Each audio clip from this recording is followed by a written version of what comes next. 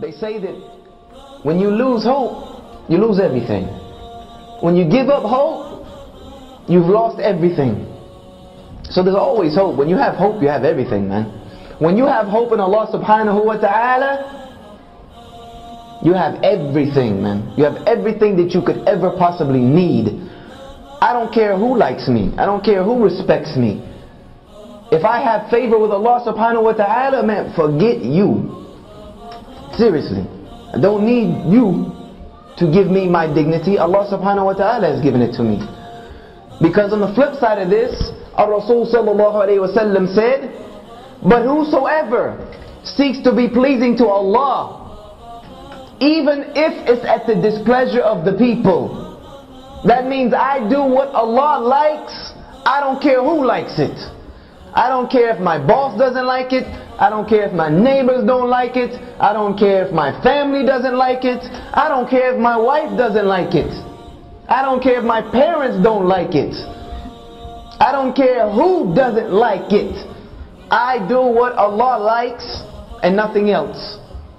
ArRasul sallallahu alaihi wasallam said about this person that when they seek the pleasure of Allah, even if it's at the displeasure of people, that not only would Allah become pleased with them, He would make the people pleased with them. He would make and force the people to be pleased with them.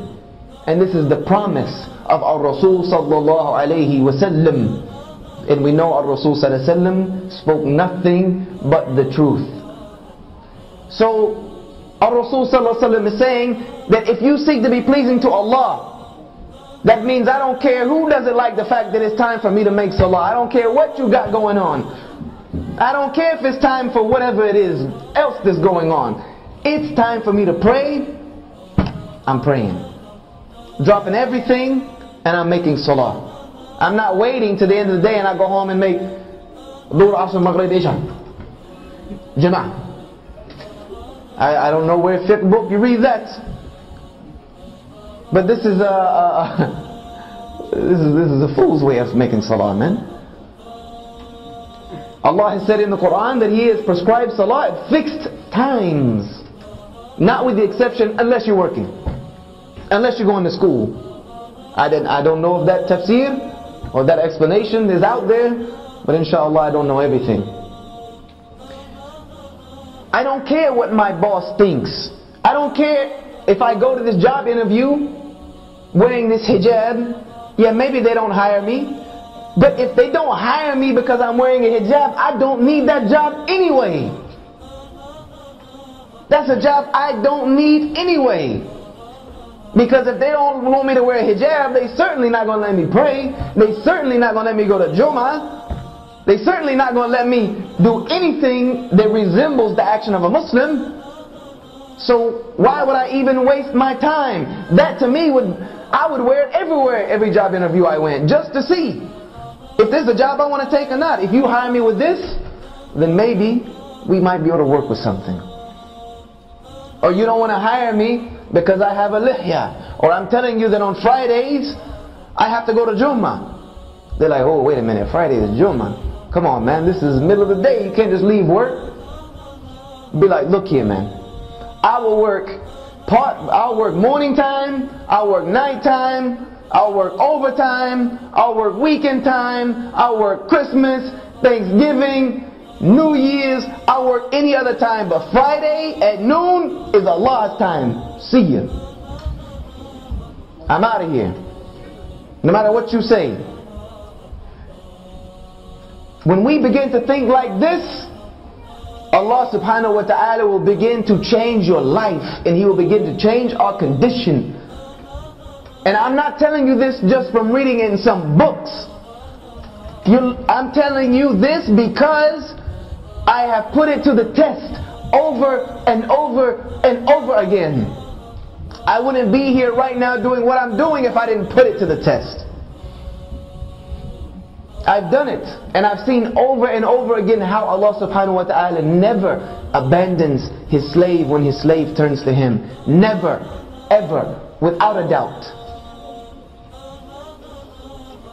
There was one point Just to give you a little personal experience. I don't like to put my personal stories in, but just to let you know, it works. And I've tried it many times. I had a job when I first moved to Florida. I was a new Muslim. Had left South Carolina and was trying to gain knowledge of my deen. And the only job I could take was a crazy construction job in Florida in the summertime. 90 degrees outside, man.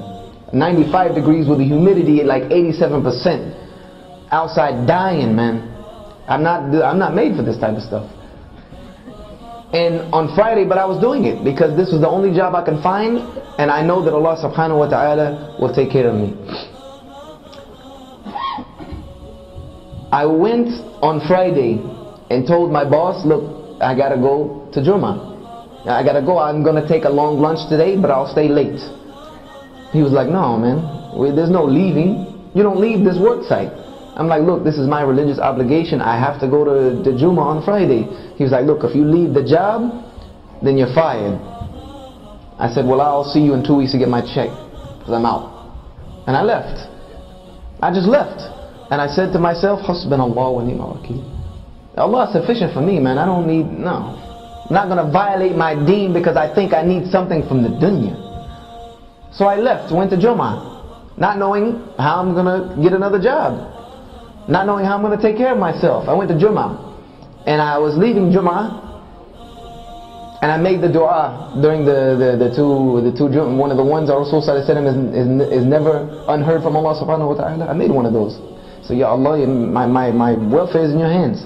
I walked outside of Jum'ah, and there was a brother who had just come from Philistine, a Sheikh from Philistine, one of the most knowledgeable brothers I've ever met in my entire existence. And he came from Philistine, and he owned a pizza shop in Al-Quds in Jerusalem. And he came here to open up a pizza shop and establish his family here because of all the fitna in Jerusalem at the time. And he came up to me, asked for it. He said, Brother Yusha, do you have a job right now? I said, actually no, I just quit today. He said, well, I need somebody to work for me. And he hired me on the spot and gave me double what I was making at the construction job.